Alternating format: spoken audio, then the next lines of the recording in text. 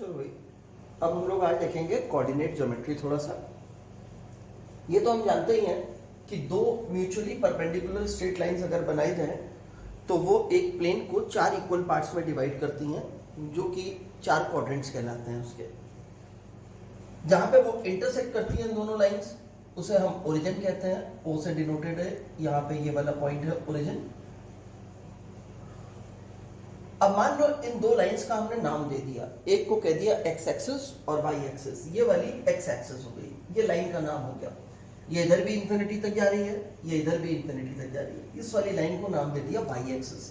ये इधर भी इंफिनिटी तक और ये इधर भी इंफिनिटी तक। ये इनका इंटरसेक्शन पॉइंट हो गया ओ। ओ के जो राइट में एक्स एक्सिस है उसे पॉजिटिव एक्स एक्सिस बोलते हैं। ओ के ओरिजिन के जो लेफ्ट में एक्स एक्सिस है उसे नेगेटिव एक्स एक्सिस बोलते हैं। यहाँ पे ओरिजिन से जो ऊपर की तरफ वाई एक्सिस बनी हुई है वो Y axis positive Y axis है, और ये नीचे वाली वाई एक्सिस जो है वो नेगेटिव वाई एक्सिस है। अब हमने कुछ इसमें एंगल की अभी बात नहीं कर रहे हैं, इसमें हम कहते हैं x coordinate, x coordinate.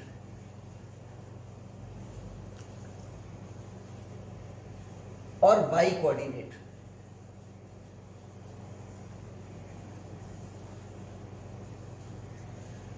X coordinate को एब्सिसा भी कहा जाता है, वाई कोऑर्डिनेट को सिर्फ ऑर्डिनेट भी कहा जाता है।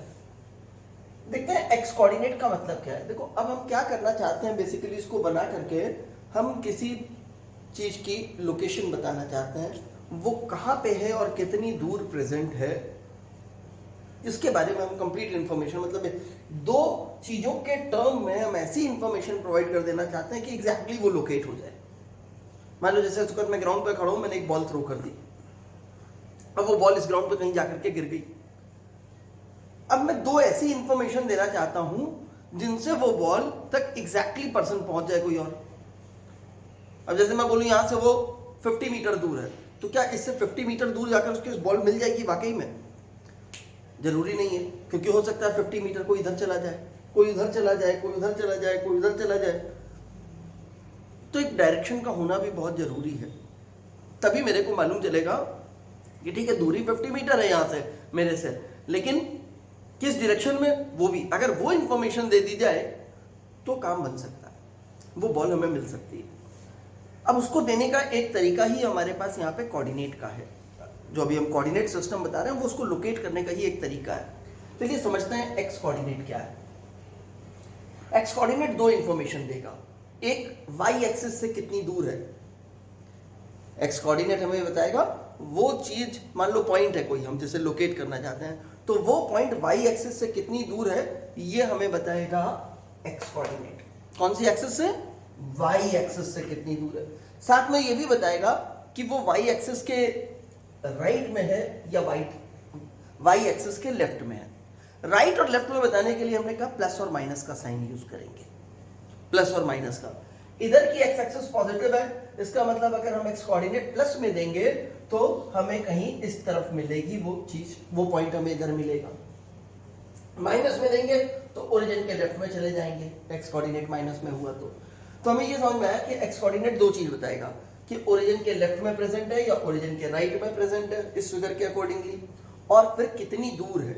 मान लो जैसे एक्स कोऑर्डिनेट मैंने लिख दिया 3 मीटर, ठीक है, तो ये मुझे बता रहा है कि वो पॉइंट जो है वाई एक्सिस के राइट में प्रेजेंट है, क्योंकि ये प्लस में इसलिए राइट में प्रेजेंट है, और वाई एक्सिस से 3 मीटर दूर है।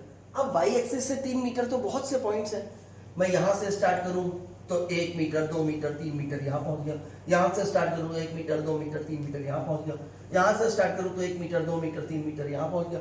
तो मतलब बड़े ढेर सारे पॉइंट्स हैं, इनफाइनाइट पॉइंट है, इससे काम बनेगा नहीं सिर्फ एक्स कोऑर्डिनेट से। सिर्फ ये बता देना कि वो पॉइंट वाई एक्सिस से के राइट में प्रेजेंट और वाई एक्सिस से 3 मीटर दूर है, यानी कि एक्स कोऑर्डिनेट बता देना अलोन उस पॉइंट को लोकेट नहीं करा पा रहा है। तो अब हमने वाई कोऑर्डिनेट की बात की, जिसे हम ऑर्डिनेट भी कहते हैं। तो अब जरा देखें वाई कोऑर्डिनेट क्या बताता है। ये हमें बताता है कि वो एक्स एक्सिस से कितनी दूर है और एक्स एक्सिस के ऊपर है या नीचे। दो इंफॉर्मेशन देता है वाई कोऑर्डिनेट। अगर प्लस में हुआ तो ऊपर की तरफ है एक्स एक्सिस से, और अगर माइनस में हुआ तो नीचे की तरफ है एक्स एक्सिस से। और फिर ऐसे ही उसका एक कोऑर्डिनेट लिखा होगा तो वो बताएगा कितनी दूर है। जैसे मान लो मैंने लिख दिया 4 मीटर, तो अब मेरे पास क्या इंफॉर्मेशन है, मैं एक पॉइंट की बात कर रहा हूं। वो पॉइंट जो है वाई एक्सिस के लेफ्ट में है या राइट में, मैंने दोनों कोऑर्डिनेट्स लिख दिए। मान लो मैं ऐसे लिख देता हूं कि पॉइंट P जो है, एक पॉइंट P मैंने लिख दिया, I want to locate this point P जिसके कोऑर्डिनेट लिखे हैं 3 मीटर 4 मीटर।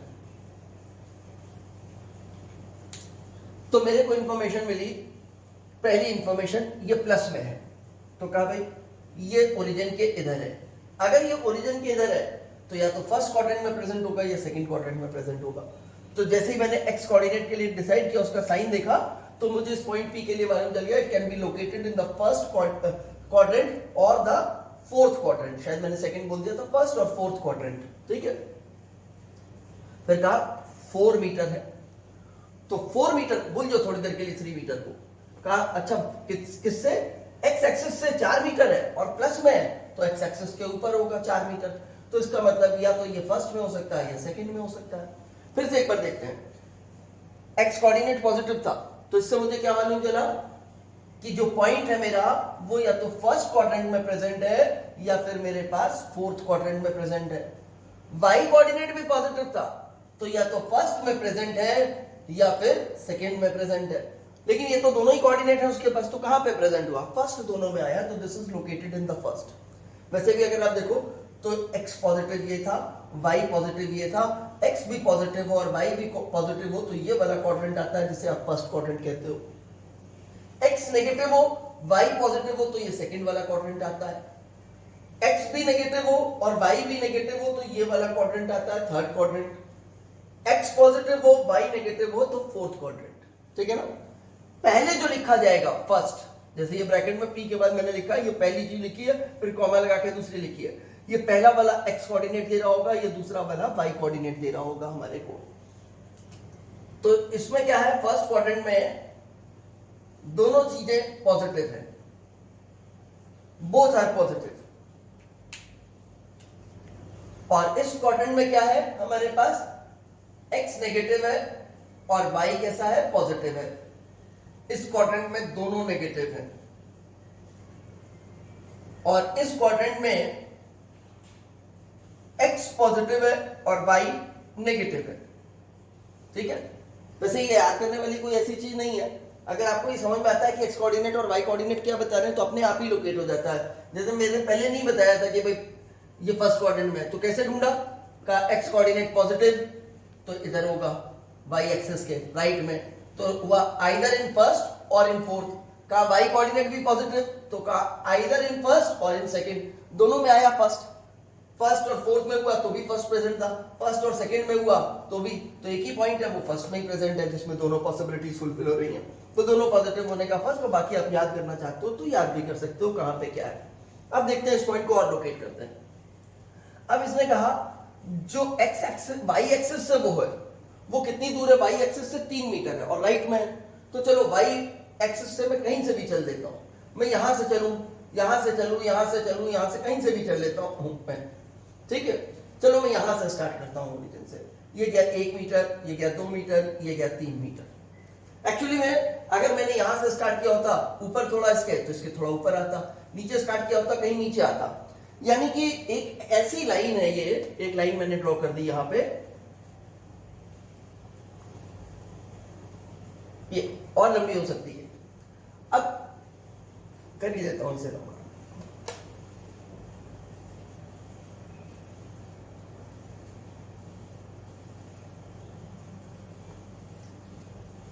इस लाइन पे आप कोई भी पॉइंट ले लो, इस लाइन पे अब आप कोई भी पॉइंट ले लो, any point on this line, उस पॉइंट का y एक्सिस से डिस्टेंस कितना होगा ये आपको बताया। ये 1 यूनिट है, ये 2 यूनिट है, यहाँ पे ये 3 यूनिट है, और ये x एक्सिस पे जो चीजें मैं ले रहा हूँ वो मीटर में ले रहा हूँ, यूनिट मैंने मीटर लिख दिया।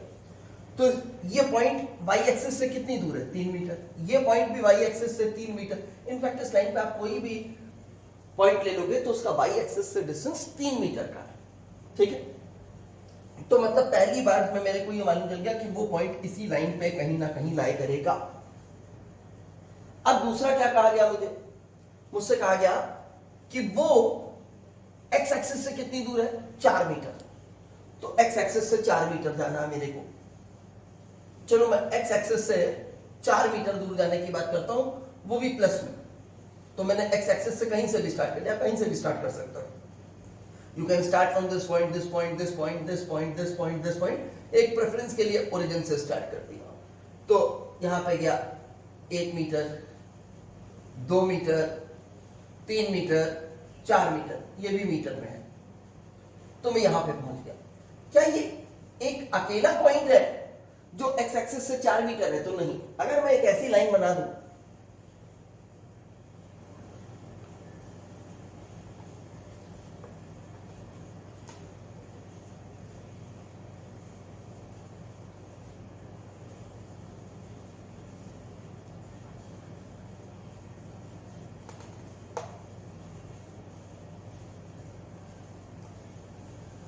तो इस लाइन पे हर पॉइंट जो है वो एक्स एक्सिस से 4 मीटर के डिस्टेंस पे ही प्रेजेंट है।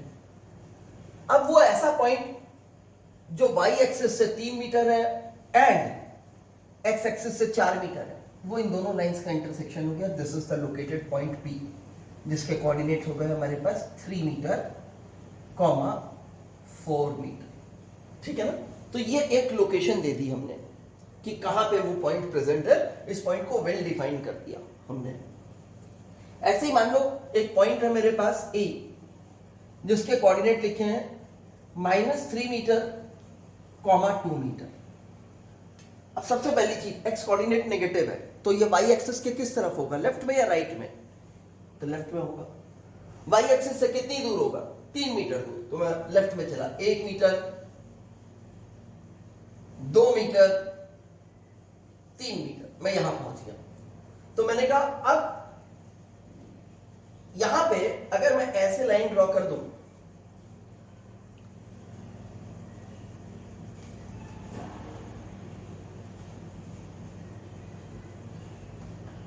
तो इस लाइन पे जितने भी पॉइंट्स प्रेजेंट है, आप कोई भी पॉइंट ले लो, उसका वाई एक्सिस से डिस्टेंस जो है वो 3 मीटर का होगा। और ऑब्वियसली वाई के लेफ्ट में तो है। कहा अब मेरा पॉइंट एक्स एक्सिस से कितनी दूर है? कहा 2 मीटर। चलो अब किसी यहां नहीं स्टार्ट करता हूं, इसी लाइन पे स्टार्ट कर देता हूं।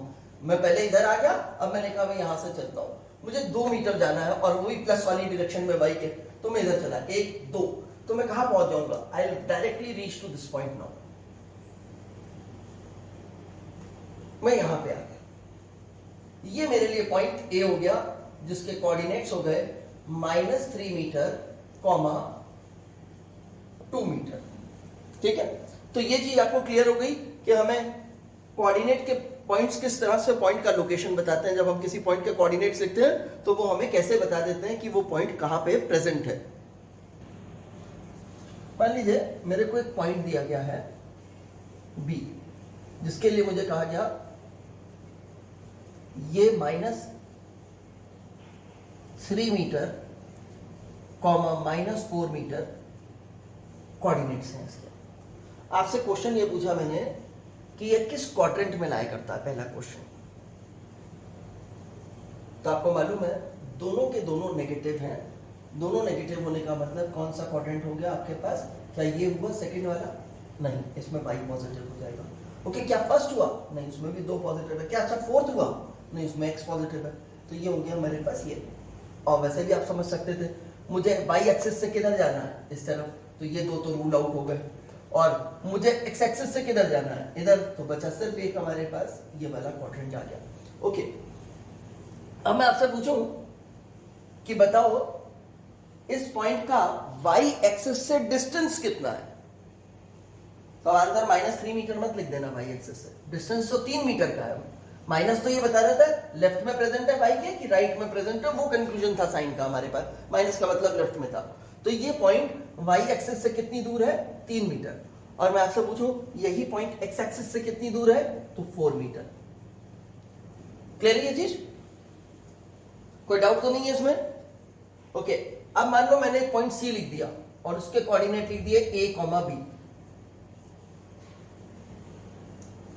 अब मैंने आपसे पूछा बताओ ये सी पॉइंट एक्स एक्सिस से कितनी दूर है, एक्स एक्सिस से कितनी दूर है, तो एक्स एक्सिस से डिस्टेंस के लिए क्या था, वाई कोऑर्डिनेट, तो हमने कहा ये बी यूनिट्स दूर है। ओके, वाई एक्सिस से कितनी दूर है, ए यूनिट्स दूर है। ठीक है, अगर मान लो ए और बी पॉजिटिव नंबर्स हैं तो ये किस क्वाड्रेंट में लाई करता है, ये लाई करता है फर्स्ट क्वाड्रेंट में। ठीक है, चलिए एक पॉइंट और लिखा मैंने डी, इसके कोऑर्डिनेट्स लिखे मैंने a, 4a, where a may be positive और नेगेटिव। मैंने पूछा d पॉइंट का जो डिस्टेंस है y एक्सिस से, क्या चीज, distance of d from y axis upon distance of d from x axis, ये रेशियो आपसे पूछ लिया मैंने। अब डिस्टेंस फ्रॉम y एक्सिस हुआ a और डिस्टेंस फ्रॉम x एक्सिस हुआ 4a, तो ये रेशियो ये आ गया आपके पास। ठीक है, चलिए अब दो पॉइंट्स के बीच में हम डिस्टेंस निकालने की बात करते हैं। मान लो हमें एक पॉइंट दिया गया a जिसके कोऑर्डिनेट्स x1, y1 है और एक पॉइंट दिया गया b जिसके कोऑर्डिनेट x2, y2 है। हमें कहा गया इन दोनों पॉइंट्स के बीच का डिस्टेंस निकालते हैं, यानी कि ये चीज निकालनी है, हमें यहां से यहां तक AB लेंथ निकालनी है। मान लो उस OB लेंथ को मैं D से डिनोट कर रहा हूं, ये वाली लेंथ निकालनी है। तो मैंने सोचा x1 क्या चीज है एक्चुअली में, तो मैंने कहा ये तो A का x कोऑर्डिनेट है और x कोऑर्डिनेट क्या बताता है, डिस्टेंस बताता है y एक्सिस से। इसका मतलब है ये वाली लेंथ यहां से यहां तक की वो x1 है, तो ये वाली लेंथ यहां से यहां तक की x1 हो गई, दिस लेंथ इज x1। ठीक है ना, फिर मैंने कहा अच्छा ये क्या चीज है y1, तो कहा ये x एक्सिस से इसका डिस्टेंस है, तो ये वाली लेंथ हो गई y1, ये लेंथ x1 हो गई, ये लेंथ y1 हो गई। Okay, well and good. कहा x2 का मतलब क्या है, तो कभी y एक्सिस से b पॉइंट का डिस्टेंस, यानी कि ये वाली लेंथ डॉटेड से ये जो लाइन बनी है, इस लाइन सेगमेंट की लेंथ हो गई x2। का y2 क्या है, तो कहा इस पूरी चीज की लेंथ यहां से यहां तक y2 हो गई, यहां से यहां तक इस पूरी चीज की लेंथ है ये y2। ओके, ये लेंथ कितनी है x2, ये लेंथ कितनी है x1, तो फिर ये लेंथ या ये लेंथ कितनी हो गई, अच्छा इतने में से अगर ये माइनस कर दें तो ये मिल जाएगा, तो ये वाली लेंथ हो गई x2 माइनस x1। बिल्कुल सेम तरीके से ये लेंथ कितनी है y2, ये लेंथ कितनी है y1, तो अगर इतनी लेंथ में से ये वाली लेंथ माइनस कर दिया जाए तो ये चीज मिल जाएगी, तो ये हो गया मेरे पास y2 माइनस y1। अब कहा ये तो राइट एंगल ट्राइंगल बन गया, इसके दो साइड्स की लेंथ मुझे मालूम है और हाइपोटेन्यूज की लेंथ मुझे निकालनी है, तो चलो सिंपल पाइथागोरस थ्योरम ही लगाना है हमारे को, तो पाइथागोरस थ्योरम लगा देते हैं। x2, y2, पाइथागोरस थ्योरम लगाते हैं, तो कहा d equals to under root इस वाली लेंथ का square, that is x2 minus x1 का square plus y2 minus y1 का होल स्क्वायर। अब ये फॉर्मूले की तरह यूज करेंगे आगे से हम, हमें दो पॉइंट्स दिए होंगे, सपोज हमें एक पॉइंट दिया गया है P -4 मीटर, 3 मीटर और एक पॉइंट Q दिया गया है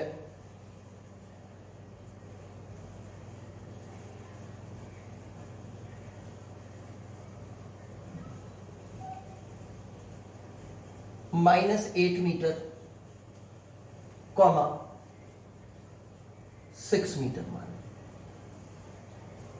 और मुझसे कहा गया P से Q तक की लेंथ कितनी है, PQ लेंथ निकाल दो। तो अब मैंने समझा कि ये चीज जो है ना पूरी, ये वाली चीज -4 मीटर, इसे मैंने समझा ये x1 है, तो ये हो गया y1, फिर मैंने कहा ये चीज जो है ना ये x2 है, तो ये चीज हो गई मेरे पास y2। अब मैंने कहा PQ equals to under root, सबसे पहले मुझे x2 लिखना था, तो x2 क्या चीज है, -8 मीटर, मैंने लिख दिया -8 मीटर, ठीक है। फिर क्या था, एक माइनस का साइन था, क्या चीज सब्ट्रैक्ट करनी है मेरे को, x1 क्या है -4 मीटर, तो -8 मीटर में से -8 मीटर में से क्या सब्ट्रैक्ट करना है मेरे को सब्ट्रैक्ट करना -4 मीटर, ठीक है। जैसे ही मैं ये सब्ट्रैक्शन कैरी आउट करूंगा ये माइनस माइनस प्लस हो जाएगा, तो हो जाएगा -8 मीटर प्लस 4 मीटर, और ये रिजल्ट हो जाएगा मेरे पास -4 मीटर, ठीक है ना। तो एक्चुअली में ये मैंने -8 मीटर लिखा हुआ है, तो एक स्टेप सिंप्लीफाई करके उसमें से सब्ट्रैक्ट किया -4 मीटर, तो +4 मीटर आ गया, ये +4 मीटर लिखा और इसका मैंने स्क्वायर कर दिया।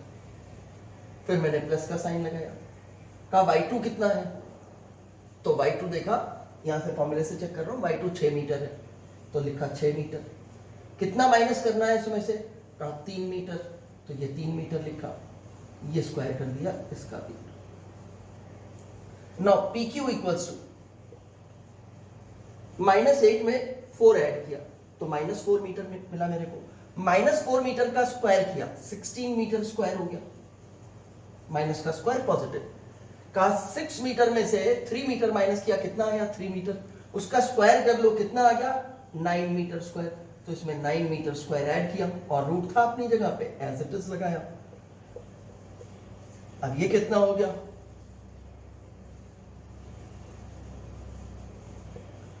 25 मीटर स्क्वायर, तो लेंथ PQ कितनी हो गई 5 मीटर, ठीक है।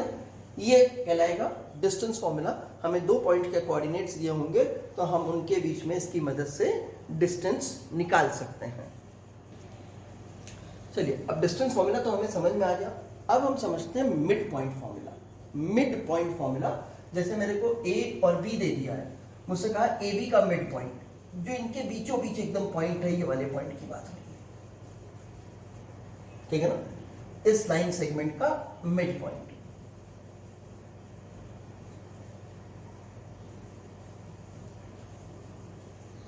देखो, अब अगर मुझे इसका मिड पॉइंट यानी कि यहाँ का x कोऑर्डिनेट बताना है, तो मुझे क्या करना है, ये वाली लेंथ प्लस ये वाली लेंथ करूं तो यहाँ का x कोऑर्डिनेट मिल जाएगा, y एक्सिस से इसका डिस्टेंस मिल जाएगा।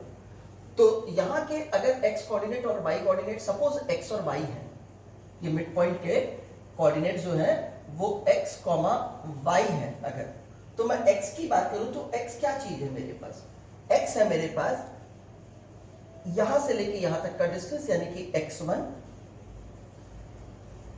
प्लस इस पूरी लेंथ की आधी लेंथ, इतनी लेंथ, और ये वाली लेंथ प्लस ये वाली लेंथ, तो इसकी आधी लेंथ कितनी है, ये है x2 माइनस x1 अपॉन 2।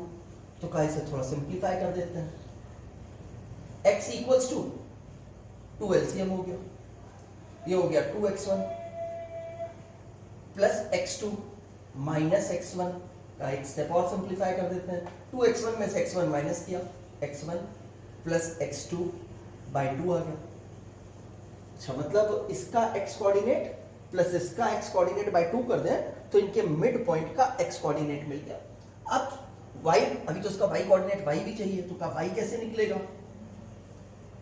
तो y के लिए कहा कि भाई ये वाली लेंथ प्लस ये वाली लेंथ, अब ये लेंथ कितनी थी, ये यहां से यहां तक की ये लेंथ y1 थी, दिस लेंथ वाज y1, तो y1 में कितना ऐड करना है, इतनी लेंथ और इस पूरे की मतलब आधी, तो y1 लिखा मैंने और इस पूरी लेंथ का आधा किया, y2 माइनस y1 बाई 2। अब अगर आप ये वाला एक्सप्रेशन देखो और ये वाला एक्सप्रेशन देखो तो बस ऐसा ही हुआ कि y को जैसे x कह दिया, इस y x की जगह y आ गया है, इस x1 की जगह y1 आ गया है, मतलब 1 तो अपनी जगह है, x बदल गया y में, x2 की जगह y2 आ गया है, x1 की जगह y1, 2 अपनी जगह, 2 अपनी जगह, ये माइनस का साइन अपनी जगह, सब कुछ अपनी जगह। तो रिजल्ट में भी क्या होगा, यही करो, x को y में बदल दो, बाकी आप सिंप्लीफाई करना चाहते हो सारे स्टेप सिंप्लीफाई कर लो, तो अब यहाँ से y की वैल्यू कितनी आ जाएगी आपके पास, y1 प्लस y2 बाई 2। इसका मतलब अगर हमें किसी के लिए मिड पॉइंट निकालना है, दो पॉइंट्स हमें गिवन है, उनको ज्वाइन करने वाली लाइन सेगमेंट का मिड पॉइंट निकालना है, तो हम क्या करेंगे, पहले पॉइंट का एक्स कोऑर्डिनेट प्लस दूसरे पॉइंट का एक्स कोऑर्डिनेट डिवाइडेड बाय 2, ये मिड पॉइंट का एक्स कोऑर्डिनेट मिल गया। और मिड पॉइंट का वाई कोऑर्डिनेट कैसे निकलेगा, पहले पॉइंट का वाई कोऑर्डिनेट प्लस दूसरे पॉइंट का वाई कोऑर्डिनेट डिवाइडेड बाय 2, ये मिड पॉइंट का हमारे को वाई कोऑर्डिनेट मिल जाएगा। ठीक है ना, क्लियर है ये चीज, कोई डाउट इसमें किसी को? चलिए अब सेक्शन फॉर्मूला भी देख लेते हैं। ये पॉइंट है जिसके कोऑर्डिनेट है x1, y1, यानी कि a के कोऑर्डिनेट x1, y1। ये पॉइंट b है जिसके कोऑर्डिनेट है x2, y2। ये एक c है पॉइंट जिसके कोऑर्डिनेट x, y हमें पता नहीं क्या है, अननोन है ये आप मान लो, पर हमें ये मालूम है लाइन सेगमेंट AB को ये C पॉइंट m1:m2 के रेशियो में डिवाइड करता है, यानी कि ये वाली लेंथ प्लस डिवाइडेड बाय ये वाली length, that is AC upon CB, वो m1:m2 है। क्या हमें मालूम है, AC length upon CB length equals to m1/m2, ये हमें क्वेश्चन में गिवन है। ठीक है, मान लो ये पॉइंट जो है उसको थोड़ी देर के लिए मैं मान लेता हूं, या रहने देता हूं सर, यहां से देखते हैं। तो आप मुझे बता सकते हैं AC:AB का रेशियो क्या होगा? अच्छा, AC तो AC की जगह रहने दो, नो प्रॉब्लम। अब अगर मुझे CB को की जगह चाहिए AB, तो CB में क्या ऐड कर दूं तो AB बन जाएगा, AC ऐड कर दिया जाए, तो मैंने इसमें AC प्लस CB कर दिया। अब एक तरफ मैंने डिनोमिनेटर में जैसा चेंज किया है, देखो न्यूमरेटर तो न्यूमरेटर की जगह आया है, और डिनोमिनेटर को मैंने रिप्लेस किया है न्यूमरेटर प्लस डिनोमिनेटर से, तो दूसरी तरफ भी मैं सेम काम करूंगा। आपने ऐसे कॉम्पोनेंडो फिर डिविडेंडो फिर कॉम्पोनेंडो एंड डिविडेंडो थ्योरम पढ़ी है, वही लगा रहा हूं बेसिकली।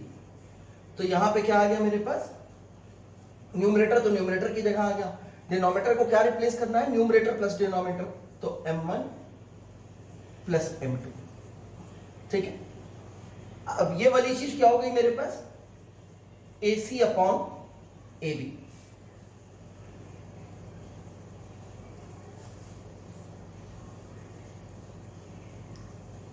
ठीक है, इसका मतलब है इतना पार्ट डिवाइडेड बाय इतनी लेंथ इक्वल्स टू ये है, तो बिल्कुल सेम वे में इतनी लेंथ डिवाइडेड बाय इतनी लेंथ, वो भी यही होगा। ठीक है, तो अब मेरे को यहां का कोऑर्डिनेट बताना है, यहां पे कहीं मान लो y एक्सिस, जैसे यही मान लो इस y एक्सिस से चलते चलते आया, तो ये वाली लेंथ तो मुझे मिल गई x1, उसमें मुझे इतनी लेंथ और ऐड करनी है, वो ये वाली लेंथ, इस पूरी लेंथ का कितना पार्ट है, इतना पार्ट है। तो मैंने कहा ठीक है, तो इस लेंथ को निकालता हूं मैं, यहाँ का x कोऑर्डिनेट निकालने की बात करते हैं, तो x को मैंने x लिखा, कहा ये x1 है प्लस क्या है, इस पूरी लेंथ का इतना पार्ट, तो m1 upon m1 plus m2 into ये वाली लेंथ कितनी थी, x2 माइनस x1। ठीक है, ये लिखा मैंने।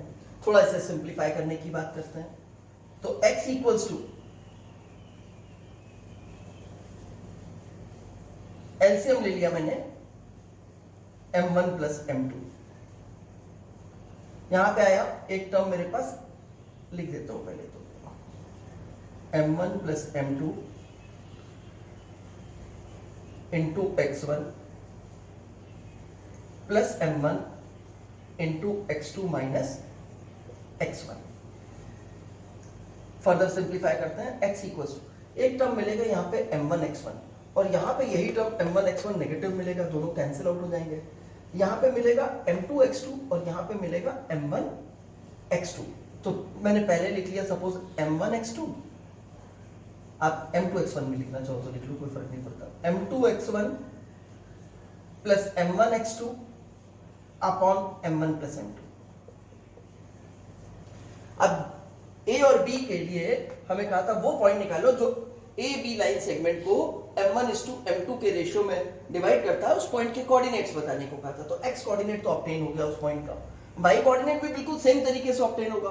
अगर इसका मुझे वाई कोऑर्डिनेट बताना है तो मैं ऐसे अज्यूम कर लूं ये एक्स एक्सिस है, ये वाली लेंथ तो मुझे पता है y2 में ये ऐड करना है, ये लेंथ कितनी है, इसका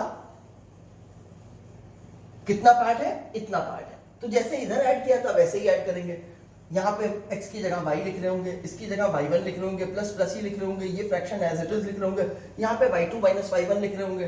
तो बिल्कुल आप देखो हर जगह x y से रिप्लेस हो गया है, तो रिजल्ट में भी x को y से रिप्लेस कर दो, यानी कि m2 y1 plus m1 y2 upon m1 plus m2। ये हमारे पास सेक्शन फॉर्मूला हो गया, ठीक है ना। इसके नोट्स भाई फॉर्मूले आप वीडियो लेक्चर से ही करोगे, जो क्योंकि ये कोई ऐसा थ्योरी का पार्ट तो आएगा नहीं आपके पास, फॉर्मूले यूज करने के लिए आएंगे, तो आप इनको फॉर्मूले के पॉइंट ऑफ व्यू से अपनी नोटबुक में नोट करोगे, जिससे आप क्वेश्चंस लगा सको। और इसके बाद जब मैथमेटिकल टूल्स हमारा ओवर होगा, यानी कि मैथमेटिकल टूल्स का एक पार्ट आएगा, आखिरी पार्ट वेक्टर्स। तो जब हम वेक्टर से स्टार्ट करेंगे, वहां से नोट्स मैं आपको प्रोवाइड करना शुरू करूंगा कि आपने कॉपी में क्या चीज लिखनी है। आप नोट से कॉपी में नोट करोगे, लेक्चर से समझोगे। आपको नोट्स लिखने के बाद लगता है लेक्चर में कोई ऐसी इंपॉर्टेंट चीज थी जो आपके बहुत काम की और आप भूल सकते हो, तो वो आप हिंदी में, जर्मन में, फ्रेंच में, पंजाबी में, हरियाणवी में, जिसमें चाहो अपनी भाषा में नोट्स में ही लिख सकते हो कि भाई ये इंपॉर्टेंट पॉइंट है, आपको ध्यान रहे।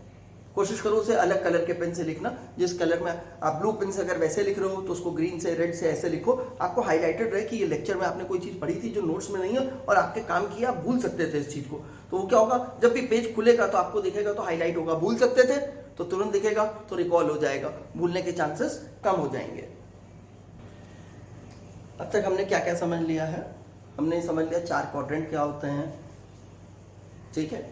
ये समझ लिया एक्स कोऑर्डिनेट क्या बताता है, वाई कोऑर्डिनेट क्या बताता है, कैसे हम किसी पॉइंट के कोऑर्डिनेट गिवन हो तो उस पॉइंट को लोकेट करते हैं, कोऑर्डिनेट्स के साइन देख करके हम कैसे कंक्लूड कर सकते हैं कि वो कौन से क्वाड्रेंट में प्रेजेंट है। उसके बाद अगर हमें कोई लाइन सेगमेंट दी गई है, 2 पॉइंट्स दिए गए हैं, उन पॉइंट्स के बीच का हमें डिस्टेंस निकालना है, तो वो हम कैसे निकालते हैं, डिस्टेंस फॉर्मूला हमें पता चल गया, सेक्शन फॉर्मूला पता चल गया हमारे को, ठीक है ना। अब हम आगे प्रोसीड कर रहे हैं स्ट्रेट लाइन पे, ठीक है ना। स्ट्रेट लाइन की इक्वेशन क्या होती है वो बाद में समझेंगे, पहले स्ट्रेट लाइन के बारे में कुछ चीजें समझते हैं। मान लो मैंने एक लाइन इस तरह से ड्रॉ कर दी, लाइन भी हो सकती है, लाइन सेगमेंट भी हो सकती है। लाइन होगी तो इंफिनिटी तक, इधर भी इंफिनिटी तक चली जाएगी। लाइन सेगमेंट होगी तो इतना सही पार्ट हो सकता है, इतना पार्ट हो सकता है, ये पार्ट हो सकता है, ये पार्ट हो सकता है, इतना बड़ा हो सकता है, कोई भी। लाइन है या लाइन सेगमेंट है उससे कोई फर्क नहीं पड़ेगा हमारे को। हम बात कर रहे हैं अभी स्ट्रेट लाइन की। अब स्ट्रेट लाइन है, एक लाइन सेगमेंट भी बना देता हूं इसी के पैरेलल में, और मान लो ये मैंने एक लाइन सेगमेंट बना, ठीक है। अब आपको लाइन गिवन है या लाइन सेगमेंट गिवन है, अगर मैं पूछूं कि उसका इंक्लिनेशन क्या है, क्या चीज, इंक्लिनेशन, इंक्लिनेशन। सबसे पहला टर्म समझते हैं कि इंक्लिनेशन से क्या मतलब है। कहता है कि लाइन का इंक्लिनेशन क्या है। तो आप देखोगे जैसे मैं ये वाली लाइन लूं तो ये लाइन कहीं ना कहीं एक्स एक्सिस को कट कर रही है, यहां पे कट कर रही है, इस जगह से positive direction of x axis पे चले जाइए आप कहीं। अब यहां खड़े हैं तो हमें मालूम है ये वाली direction positive direction of x axis होती है, तो आप आ जाओ, चाहे यहां आ जाओ, चाहे यहां आ जाओ, इधर के किसी भी पॉइंट पे आ जाओ, आप कहीं भी जा सकते हो जहां आपकी इच्छा। अपने को यहां अज्यूम कर लो। अब यहां से एंटी क्लॉकवाइज चलना शुरू करो आप, तब तक जब तक आपको लाइन ना मिल जाए। ये जो एंगल आप टर्न कर गए यहां से यहां तक से थीटा, ये इस लाइन का इंक्लिनेशन है। This is the inclination of this line. अब ये लाइन सेगमेंट दे दी को, ये तो कट नहीं कर रही, तो आपको कुछ नहीं करना है, आप इसको प्रोड्यूस कर दो आगे तक, तब तक प्रोड्यूस करो जब तक ये एक्स एक्सिस को कट ना कर दे। अब इसने एक्स एक्सिस को यहां पे कट कर दिया, यहां से positive direction of x axis, suppose मैं यहां आ गया और यहां से घूमा ऐसे, तो ये जो एंगल आया, ये एंगल इसका इंक्लिनेशन हो गया, ठीक है। अब आप देखो ये एंगल अभी जो मैंने बनाया है इन दोनों लाइन के लिए, मान लो ये दोनों लाइंस पैरेलल बनाई है, तो ये एंगल सेम ही हो जाएगा आपके पास। अब आप देखो तो ये एंगल जो है वो 90 डिग्री से बड़ा और 180 से छोटा है। हम ट्रिग्नोमेट्री पढ़ रहे थे, तो ट्रिग्नोमेट्री के अकॉर्डिंगली सोचो तो ये कौन से क्वाड्रेंट का एंगल है, ये एंगल है सेकंड क्वाड्रेंट का, ठीक है। अगर लाइन मान लो ऐसे बनी होती, एक लाइन और बना देते हैं, ये इसने एक्स एक्सिस को यहां पे कट किया, यहां से positive direction of x axis में सपोज मैं यहां आ गया, यहां से चला मैं यहां तक, ये मान लो ये एंगल अल्फा है, ठीक है। तो ये वाला एंगल जो है वो अल्फा इस लाइन का इंक्लिनेशन हो गया, ठीक है। अब अल्फा किसमें है? फर्स्ट क्वाड्रेंट में है। तो इंक्लिनेशन आपके पास दो क्वाड्रेंट में प्रेजेंट हो सकता है, आइदर फर्स्ट में और सेकंड में, जीरो भी हो सकता है इंक्लिनेशन। अब ये लाइन बना दूं अगर मैं,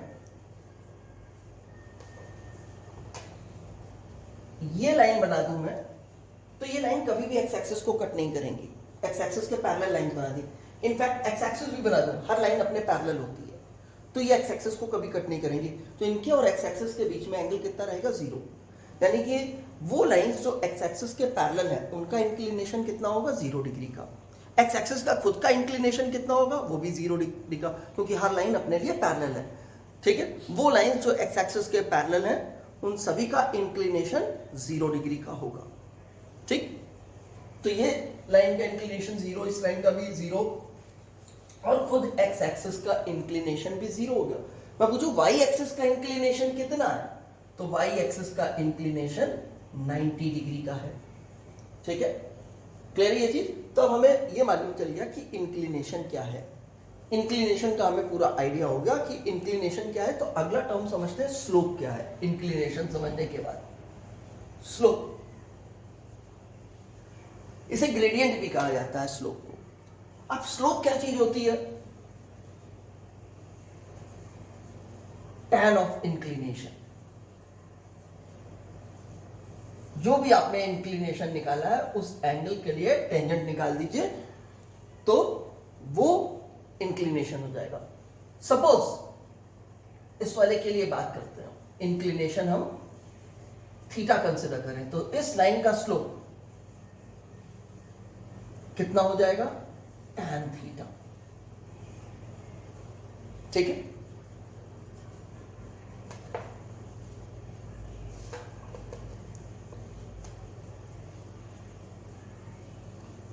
सपोज ये एक्स एक्सिस है, ये वाई एक्सिस है,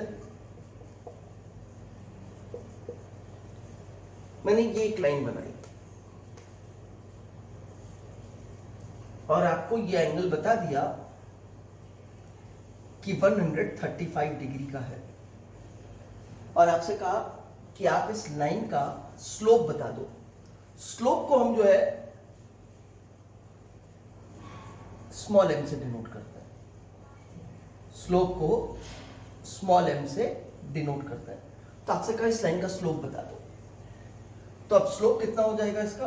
m equals to tan 135 degree, और इसे हम लिख सकते हैं 1 इंटू 90 डिग्री प्लस 45 डिग्री।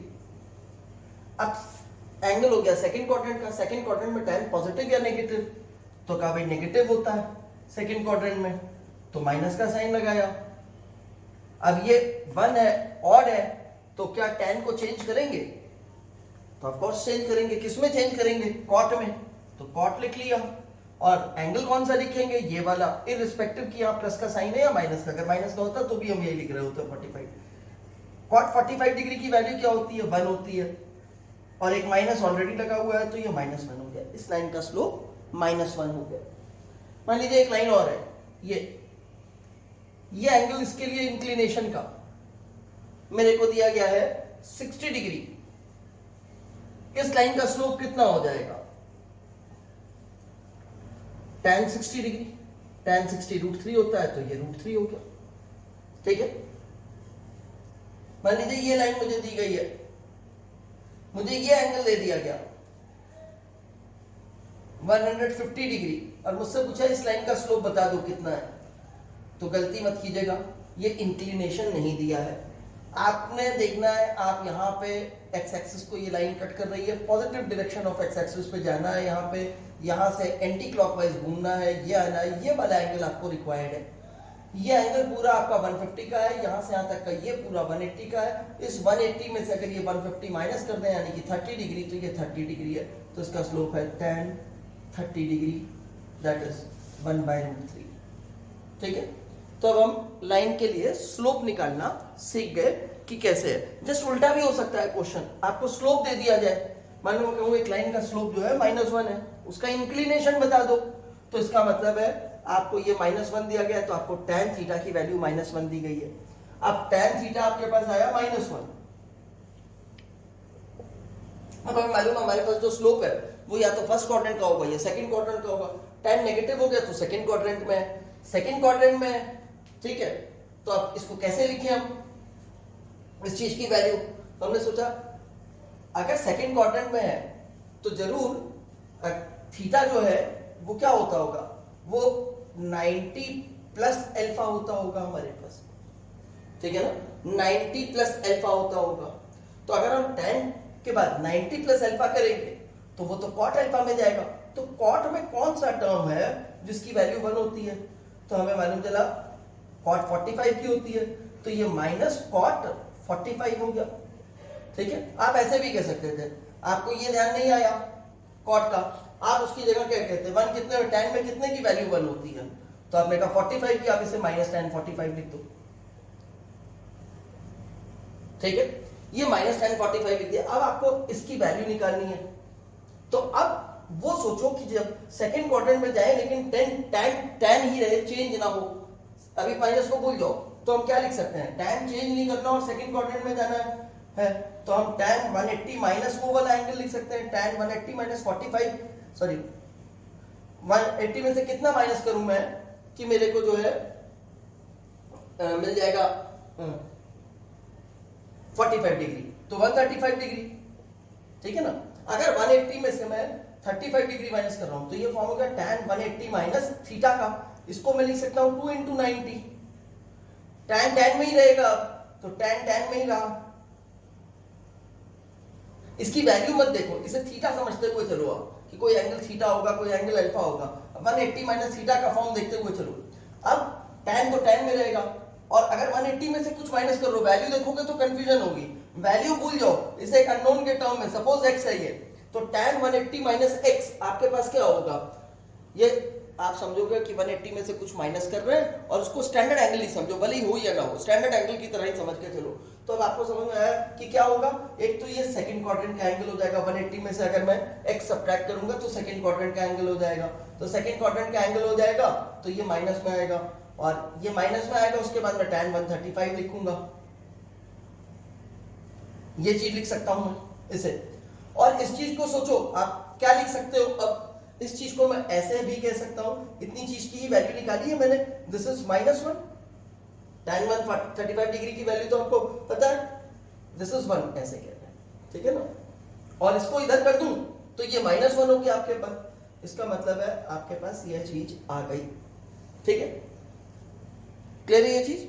या एक सिंपल तरीका और आप कर सकते हो, आप तुरंत जो भी आपको स्लोप दिया गया है, जैसे मान लो मैंने कहा एक लाइन है उसका स्लोप √3 है, ये दे दिया मैंने आपको, या -√3 दे दिया, तो माइनस को थोड़ी देर के लिए भूल जाओ, सोचो tan में कितने की वैल्यू जो है वो √3 होती है, तो आपको मालूम चला tan 60 डिग्री की वैल्यू होती है, 60 डिग्री, tan 60 डिग्री की वैल्यू √3, यहाँ पे माइनस लगा, 180 में से 60 माइनस कर दो, 180 में से 60 माइनस करोगे तो 120 डिग्री आएगा।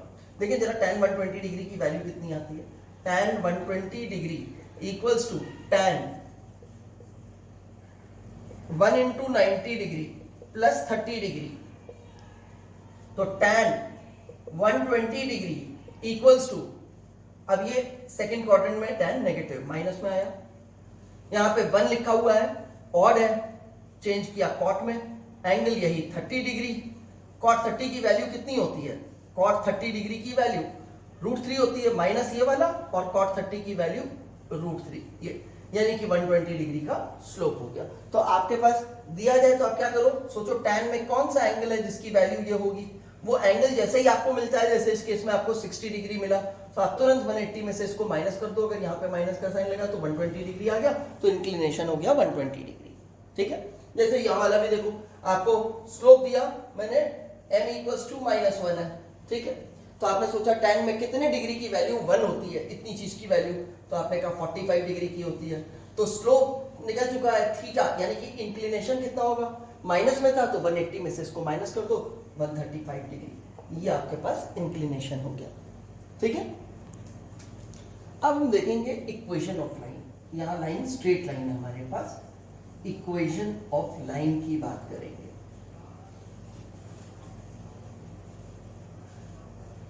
हम लाइन की इक्वेशन को इस फॉर्म में लिख सकते हैं, ax plus by plus c equals to 0, जहां पे a, b और c तीनों रियल नंबर्स हैं।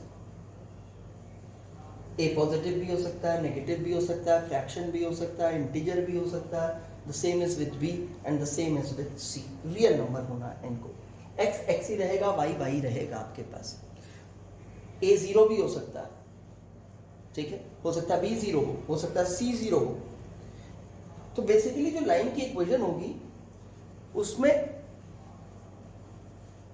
a, b और c कोई भी रियल नंबर हो सकते हैं इंक्लूडिंग 0। ठीक है, कोई भी वैल्यू इनकी हो सकती है। तो देखो क्या कहना चाहते हैं हम, x की पावर 1 रहेगी लाइन में, आप देख लो x की पावर 1 है, y की पावर भी जो है 1 है, यानी कि x और y दोनों ही 1 डिग्री के होंगे। इसे हम लीनियर रिलेशनशिप कहते हैं। ये x और y का एक रिलेशनशिप है जो लीनियर है। लीनियर कैसे है, क्योंकि दोनों की पावर 1 आ रही है, इसलिए हम इसे लीनियर रिलेशनशिप कहते हैं, और इसी से हमने टर्मिनोलॉजी बनाई है लाइन। ठीक है ना, लीनियर से। तो अब ये इस तरह से हमने इक्वेशन लिखी है। मान लो suppose if a equals to 0, तब क्या होगा, तब मेरे को मिलेगा by plus c equals to 0। इसमें मिस्टर इंडिया जैसा x है, दिख नहीं रहा, 0x है, x है इसमें, ऐसा नहीं समझना कि नहीं है, आप ये मान के चलना 0x है इसमें। ठीक है ना, भले ही नहीं है लेकिन हम ऐसा मान के चलेंगे तो हमें दिखेगा। अब देखो यहां से अगर मैं y को सब्जेक्ट बनाऊं तो y की वैल्यू आ जाएगी -c/b। ठीक है, ये क्या बता रहा है कि जो लाइन है हमारे पास, उस लाइन पे y कोऑर्डिनेट कभी बदलता नहीं है, उसकी वैल्यू हमेशा रहती है। ये y की वैल्यू उस लाइन के हर पॉइंट के लिए ऐसी है। अब सोचो, मैं ऐसा सोचूं कि मुझे कह रहा है कि एक लाइन बना दो जिसपे y कोऑर्डिनेट की वैल्यू हमेशा -c/b रहे।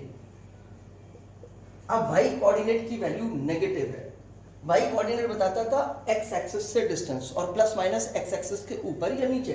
अगर ये y कोऑर्डिनेट है तो ये वाला पॉइंट जिसे मैं ढूंढना चाहता हूं, वैसे तो ये लाइन है, वो पॉइंट मुझे कहां पे मिलेगा, x के ऊपर या x के नीचे, तो कहां नीचे मिलेगा। सपोज मैं नीचे आता गया और मेरे को यहाँ पे सॉरी y नेगेटिव है ना, हाँ, तो y की वैल्यू इतनी है, ठीक है, मेरे को ये वाला पॉइंट मिल गया, x से डिस्टेंस मिल गया कि यहाँ पे आ गया। मान लो ये वाली लेंथ c/b है, डिस्टेंस लिया है तो c/b लिया, माइनस तो नीचे की तरफ का हो गया। क्या ये एक अकेला पॉइंट है? नहीं, हमें मालूम है अगर हम एक लाइन ऐसे बना दें पैरेलल टू x एक्सिस, तो इस लाइन का हर पॉइंट x एक्सिस से उतनी ही दूर है जितना ये दूर है। तो ये वाली लाइन है जिसपे y कोऑर्डिनेट हमेशा यही रहेगा, फिक्स रहेगा, तो ये पैरेलल हो गई लाइन हमारे पास। ठीक है, ये line parallel to x axis हो गई। ऐसे ही मान लो, यानी कि अगर x नहीं होगा लाइन में आपके पास प्रेजेंट, इस तरह का कोई फॉर्म होगा, जैसे मैं ऐसे लिख दूं कि मेरे पास y प्लस 4 इक्वल्स टू 0 है, तो ये लाइन कैसी होगी, पैरेलल टू x एक्सिस होगी। ये line parallel to x axis होगी, x एक्सिस के नीचे होगी, x एक्सिस से 4 यूनिट्स के डिस्टेंस पे होगी।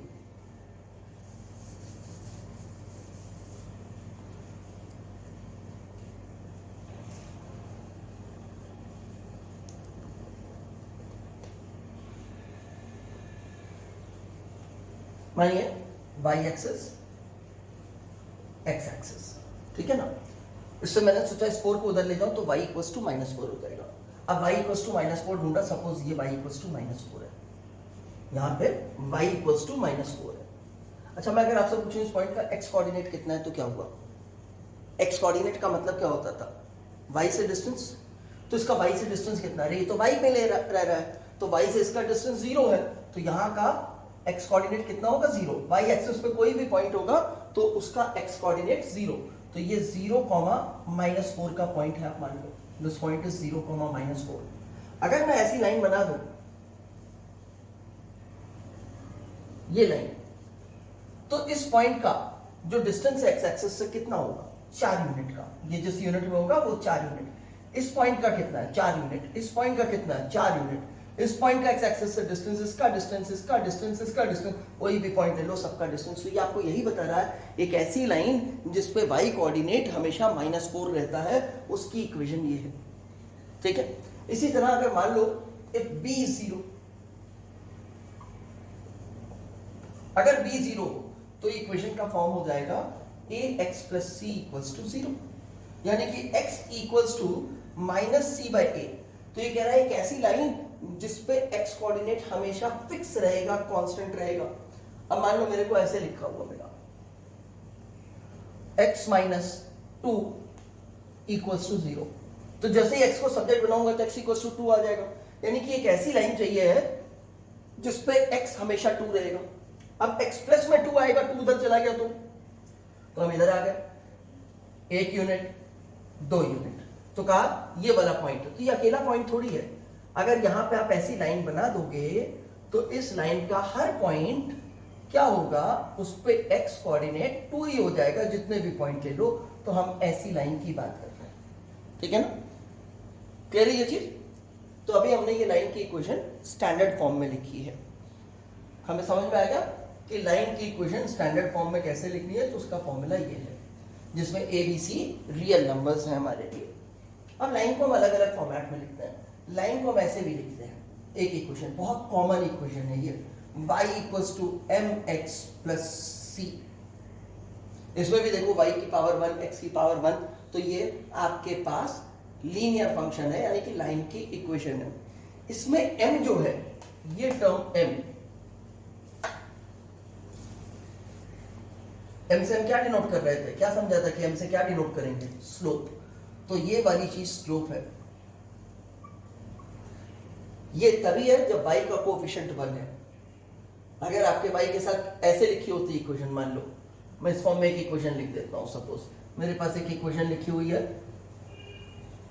2x - 4y - 7 = 0। मैं इस 4y को इक्वल के उधर ले गया, 2x - 7 = 4y। इसको मैंने ऐसे लिख दिया, 4y = 2x - 7। इसे ऐसे लिख दिया, y = 2x/4 - 7/4। तो y = 1/2x - 7/4। अब ये इक्वेशन इस फॉर्म में y = mx + c। इसका स्लोप क्या हो चुका है? ये इसका स्लोप है, दिस इज स्लोप। जब y की कोएफिशिएंट 1 हो गया तो उस समय x का जो कोएफिशिएंट होगा वो स्लोप हो जाएगा। और ये c क्या चीज है? ये c कहलाएगा y इंटरसेप्ट।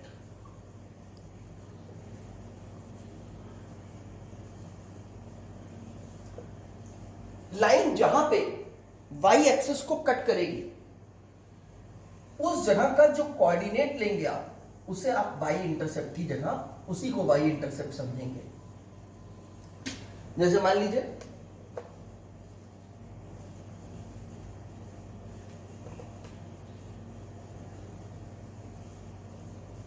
ये x एक्सिस है, ये y एक्सिस है, ये मैंने लाइन बनाई। यहां का जो y कोऑर्डिनेट होगा वो इस लाइन का y इंटरसेप्ट कहलाएगा। पहले बताओ वो y इंटरसेप्ट इस लाइन का पॉजिटिव है या नेगेटिव? इस लाइन को नाम दे देते हैं, सपोज ये लाइन L1 है, तो L1 का y इंटरसेप्ट पॉजिटिव है या नेगेटिव? यहाँ पे तो y कोऑर्डिनेट पॉजिटिव ही होगा, ये पॉजिटिव y एक्सिस थी तो पॉजिटिव होगा। मान लो मैं इस जगह के कोऑर्डिनेट भी लिख देता हूं आपको। x तो 0 ही है इसका, तो 0,3 लिखा है मान लो, तो y इंटरसेप्ट कितना हो गया इस लाइन का? 3 हो गया, ठीक है ना। यानी कि इस c की जगह पे 3 यूज होगा L1 के लिए। L1 के लिए c कितना है? 3 है, y इंटरसेप्ट उसका 3 है। मान लो एक लाइन इस तरह से बनी है, ये इस लाइन का नाम मान लो L2 है, ये यहां पे कट करती है, यहां के कोऑर्डिनेट है 0,-5। इसका y इंटरसेप्ट नेगेटिव है, इसके लिए c कितना है इस लाइन के लिए? -5 है। यानी कि जहां पे लाइन y एक्सिस को कट करेगी उस जगह पे जो कोऑर्डिनेट बनेगा होगा y वाला, वही कोऑर्डिनेट जो है y इंटरसेप्ट कहलाएगा। तो लाइन का एक फॉर्मेट ये हो गया। अगर हमें स्लोप दे दिया जाए और y इंटरसेप्ट दे दिया जाए तो हम लाइन की इक्वेशन आसानी से बता सकते हैं, ठीक है। करना क्या है, y को तो y लिखना है, x को x ही लिखना है। स्लोप दे दिया है तो स्लोप को यहां लिख देंगे, जो y इंटरसेप्ट दिया है वो यहां पे लिख देंगे। सपोज मैं आपसे कहूं find the equation of the line, find the equation of the line having slope equal to -1 and y intercept equal to 5। तो ज्यादा कुछ मेहनत तो करने का काम नहीं है, y की जगह y लिखना है, m की जगह पे कितना दिया है मेरे को स्लोप? -1 दिया है, तो ये लिखा -1 इंटू x। c की जगह क्या दिया है? 5 दिया है, +5। आप चाहो तो इसे ऐसे लिख लो, y = -x + 5। ये इस लाइन की इक्वेशन हो गई, ठीक है। उल्टा भी कर सकता है, लाइन की इक्वेशन दे दे और मुझसे कहे कि बताओ इसका स्लोप कितना है और इसका y इंटरसेप्ट कितना है। जैसे कहा the equation of a line is this, what is the slope of this line. तो मैंने क्या किया, तुरंत इस लाइन को ऐसे ट्रांसफॉर्म करता गया, y = mx + c के फॉर्म में ले आया, इस तरह के फॉर्म में। ये इस तरह के फॉर्म में आते ही, वैसे नीचे भी लिखा हुआ, ये इस तरह के फॉर्म में आ गया। तो देखा x के साथ क्या मल्टीप्लाई हो रहा है? हाफ। तो कहा ये इसका स्लोप हो गया, स्लोप मिल गया मेरे को। कहा y इंटरसेप्ट कितना है? तो कहा -7/4 इसका y इंटरसेप्ट है। इसको आप ऐसे समझ सकते हो, ऐसे लिखा हुआ है, ठीक है ना। ये y है, ये m है, ये x है, ये प्लस है और ये ब्रैकेट आपके पास पूरा c है। तो c कितना हो गया? -4/7 हो गया, ठीक है। क्लियर है ये चीज? तो हमें अब मालूम चल गया लाइन की इक्वेशन के दो फॉर्मेट्स अभी पता चल चुके हैं, स्लोप का पता चल चुका है, इंक्लिनेशन का पता चल चुका है और हमें मालूम है अगर स्लोप दे दिया जाए हमें और y इंटरसेप्ट दे दिया जाए तो हम लाइन की इक्वेशन निकाल सकते हैं, ठीक है। और अगर हमारे को जो है लाइन की इक्वेशन दे दी जाए तो हम स्लोप निकाल सकते हैं और हम जो है उसका y इंटरसेप्ट भी निकाल सकते हैं। अच्छा चलो, स्लोप की जगह आपको इंक्लिनेशन दे दिया, आपसे कहा एक लाइन है उसका इंक्लिनेशन 135 डिग्री है, ठीक है, और उसका y इंटरसेप्ट 4 है। आप उस लाइन की इक्वेशन बताओ। तो जैसे ही मेरे को इंक्लिनेशन का पता चला तो मैंने तुरंत कहा कि मैं स्लोप निकाल लेता हूं। अब m = tan 135 degree = tan 1 × 90 + 45 degree. 1 है तो tan को चेंज करना पड़ेगा, -cot 45 डिग्री। माइनस इसलिए आया क्योंकि सेकेंड क्वाड्रेंट का एंगल है। तो मेरे को m की वैल्यू मिल गई, यहीं पे लिख देता हूं, m की वैल्यू मिल गई -1, ठीक। तो अब लाइन की इक्वेशन लिखनी है तो y = -1 × x that is -x + c that is 4। ये आ गया मेरे पास। ऐसी लाइन की इक्वेशन देकर के हो सकता है मेरे को ये इक्वेशन दे देता और कहता है इंक्लिनेशन कितना है, तो पहले स्लोप निकाल लेता और स्लोप से फिर इंक्लिनेशन निकाल लेता, ठीक है ना। इतना क्लियर है? मान लीजिए ये एक लाइन है, इस लाइन का इंक्लिनेशन थीटा मार्क्ड है। इस लाइन पे मुझे दो पॉइंट्स पता है जिनके कोऑर्डिनेट्स मुझे पता है, x1 y1 और x2 y2, ठीक है। तो ये वाली लेंथ कितनी होगी? अब मुझे मालूम है इतनी लेंथ यहां से लेकर के यहां तक की लेंथ वो क्या है मेरे पास, वो कितनी है ये लेंथ, y से डिस्टेंस निकाल रहे हैं तो x कोऑर्डिनेट के बराबर होगी ये लेंथ x2 है, और यहां से यहां तक की ये लेंथ x1 है, तो ये x2 माइनस x1 है, डिस्टेंस फॉर्मूले में दिखाया अभी तक, तो ये लेंथ हो गई x2 माइनस x1, और सिमिलर वे में ये वाली लेंथ हो गई y2 माइनस y1। अच्छा, अगर ये एंगल थीटा है तो ये एंगल कितना होगा, थीटा, क्योंकि ये लाइन और ये लाइन डॉटेड वाली पैरेलल हो गई, तो ये दोनों एंगल इक्वल हो जाएंगे, थीटा हो जाएगा। इस ट्राइंगल से अगर मैं tan थीटा की वैल्यू निकालूं तो tan थीटा होता है परपेंडिकुलर अपॉन बेस, थीटा के ऑपोजिट वाला साइड ऑपोजिट या परपेंडिकुलर कहलाता है, तो परपेंडिकुलर हो गया y2 माइनस y1, और बेस हो गया मेरे पास ये x2 माइनस x1। तो इसका मतलब है मैं tan थीटा यानी कि स्लोप की वैल्यू ऐसे भी निकाल सकता हूं, ठीक है ना, क्लियर है ये चीज। अब देखो एक लाइन की इक्वेशन का फॉर्मेट और है, वो फॉर्मेट देखते हैं, वो क्या है, y equals to m, sorry y minus y1 equals to m x minus x1। अब ये क्या है, इसे हम वन पॉइंट फॉर्म बोलते हैं।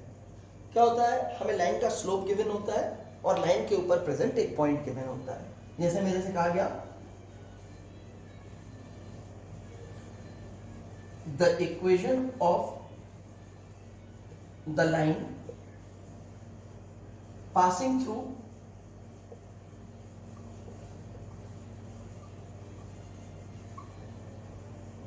To comma one and whose slope is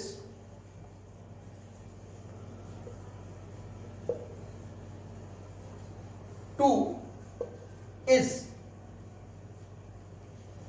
खाली उसके बाद जगह, चार ऑप्शन हो सकते हैं, फिल इन द ब्लैंक्स हो सकता है, यानी कि मेरे को उस लाइन की इक्वेशन बतानी है जो इस पॉइंट से पास कर रही है और जिसका स्लोप ये है। तो एक पॉइंट के कोऑर्डिनेट्स पता और स्लोप पता है, तो उसके लिए ये वाला फॉर्मूला सूटेबल बैठता है। जगह x रहेगा, सभी में यही था, तो y की जगह तो y लिखा, लेकिन y1 की जगह क्या आएगा, जो आपको पॉइंट दिया गया है उसका y कोऑर्डिनेट, यानी कि ये चीज y1 हो गई, ये चीज क्या हो गई आपके पास y1 हो गई, और इसी तरह ये चीज क्या हो गई x1 हो गई। तो और ये तो आपको पता ही है, लिखा ही है क्लियरली स्लोप है, तो इसी में सब्स्टिट्यूट कर देते हैं, y माइनस y1 यानी कि y minus 1 equals to m की जगह 2 लिख लिया, x की जगह x ही लिखना है, माइनस x1 कितना था, 2 था, ये हो गया हमारे पास। इसको थोड़ा सा सिंप्लीफाई कर लेते हैं, y minus 1 equals to 2x minus 2, इस माइनस 1 को भी उधर ले जाते हैं, तो y इक्वल्स टू 2x, ये माइनस 1 उधर प्लस में जाएगा, माइनस 2 प्लस 1 माइनस 1 हो जाएगा, ये लाइन की इक्वेशन हो गई, ठीक है, ये इस फॉर्म में आ गई, y equals to mx plus c के फॉर्म में हमने लिखी है, ओके। तो ये लाइन की इक्वेशन बन गई हमारे पास, ये वन पॉइंट फॉर्म हो गया, क्लियर है ये चीज।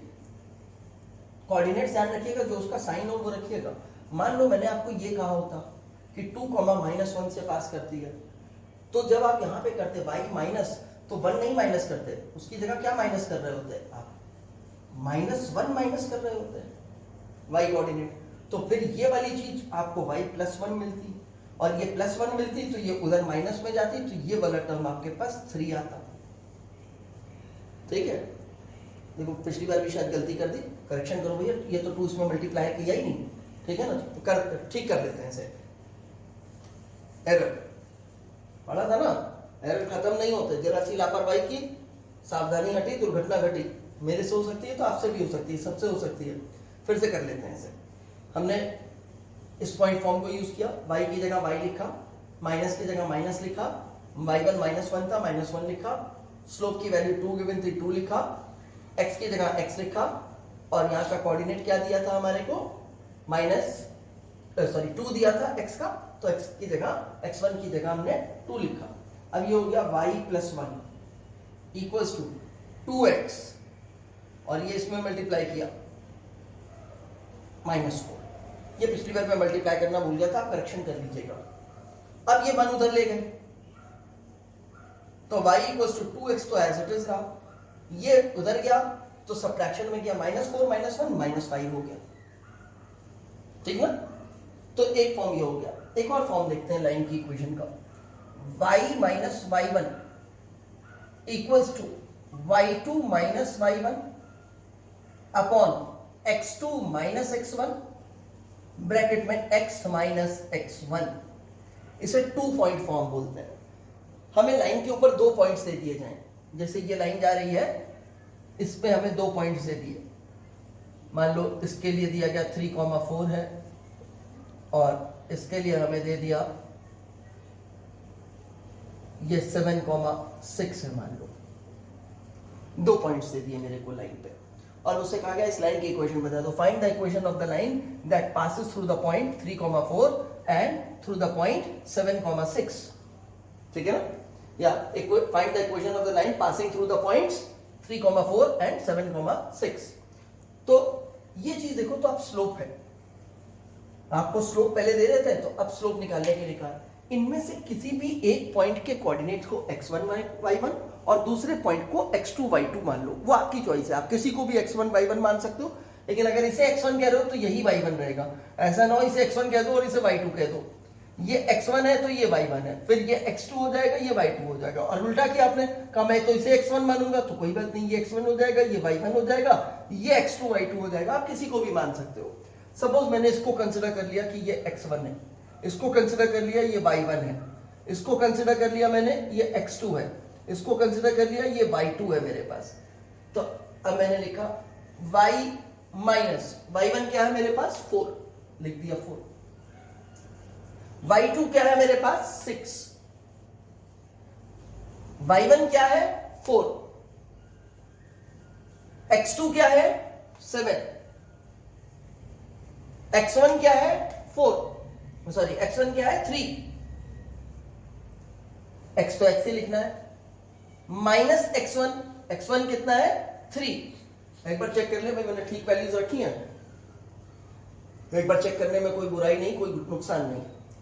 y तो y लिखना था, लिखा है। y1 चेक करता हूं कितना है 4 था, ऑफ कोर्स मैंने 4 लिखा है y1 की जगह।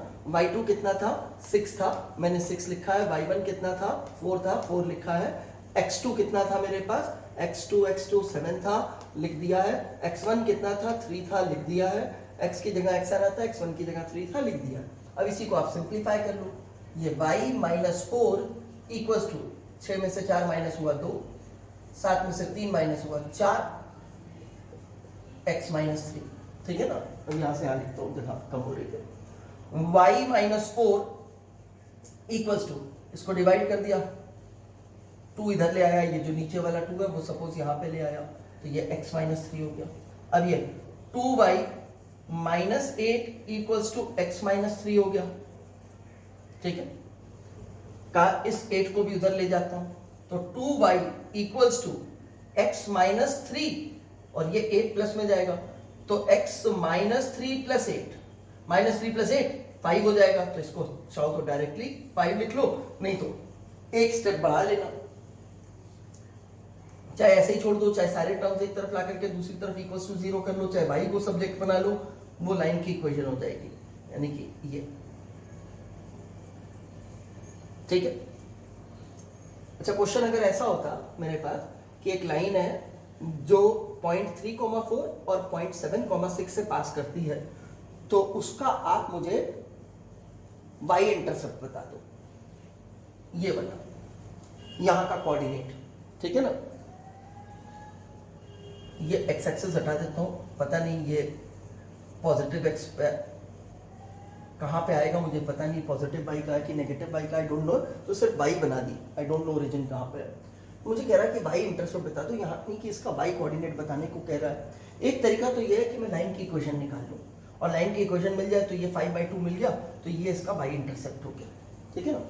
एक दूसरा तरीका भी है, मैं इतनी सी लाइन लूं तो उसका भी स्लोप वही होगा जो इतने पार्ट का होगा,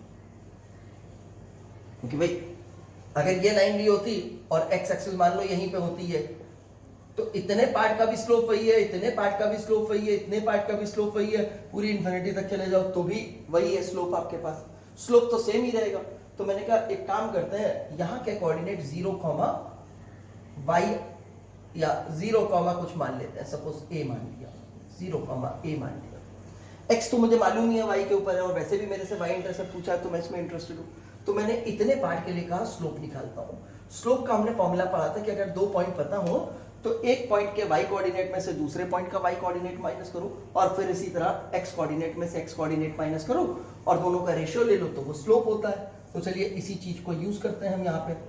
तो हमने स्लोप निकालना शुरू किया। पहले मैंने पॉइंट्स ये दो कंसिडर किए।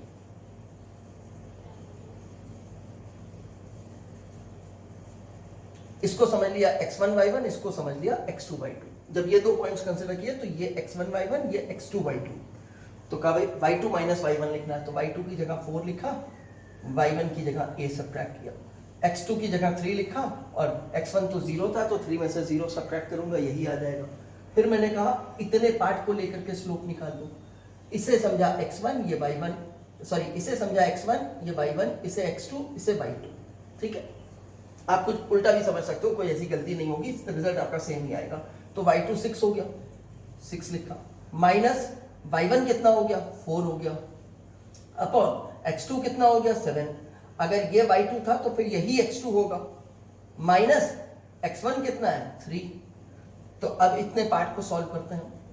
4 minus a upon 3 equals to 6 में से ये गया 2 आ गया, 7 में से ये 3 गया 4 आ गया, इसको कैंसिल किया 1/2 हो गया ये मेरे पास। ठीक है ना। चलिए अब इस जगह पे यूज करते हैं। अब यहां से इस 2 को इधर लाया, 8, 2 इसमें भी मल्टीप्लाई होगा, माइनस 2a इक्वल्स टू इस 3 को उधर ले गया 3। अब इस 2a को उधर ले जाता हूं, 3 को उधर ले आता हूं, 8 माइनस 3 इक्वल्स टू 2a। तो a इक्वल्स टू 8 में से 3 गया 5, 2 उसके डिवीजन में आया। ऐसे भी निकाल सकते हो आप। ठीक है ना। तो अब हमें लाइन के कुछ फॉर्म्स मालूम चल गए, अभी 3-4 और भी फॉर्म्स हैं लाइन के, लेकिन हमारा काम चलाने लायक पर्पस हो गया है, ये हो गया हमारे पास। अभी लाइन कंप्लीट नहीं हुआ है हमारा, अगले लेक्चर में हम लाइन को आगे कंटिन्यू करेंगे।